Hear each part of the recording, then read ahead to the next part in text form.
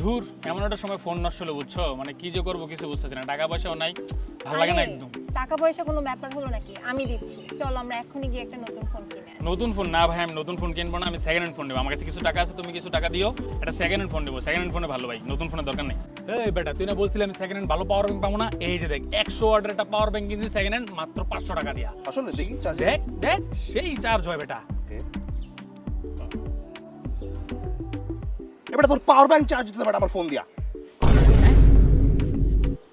কি রে মামা, নতুন ল্যাপটপ নিয়ে নিলি নাকি? হ্যাঁ রে মামা।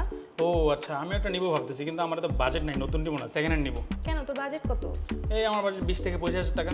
এই টাকায় তো তুই মানে ব্র্যান্ড নিউ ল্যাপটপই নিতে পারবি। তাই নাকি? হ্যাঁ, এটা হচ্ছে ওয়ালটন প্রিলুড N41 Pro, যেটা আমি 25,550 টাকায় নিয়েছি। আর তুই চাইলে 6 মাসের ইএমআই সুবিধা নিতে পারবি, 0% ইন্টারেস্ট। কিন্তু আমার তো কার্ড নাই মামা। কার্ড ছাড়াও ওরা কিস্তি সুবিধা দেয়। আর আমরা তো স্টুডেন্ট না, 12 মাসের ইনস্টলমেন্ট সুবিধা পাবি। আর ওদের অন্যান্য ল্যাপটপের উপরেও ছাড় চলছে, তুই চাইলে চেক করে নিতে পারবি। ও আচ্ছা, চল তাহলে এখনই কিনবো, চল। চল।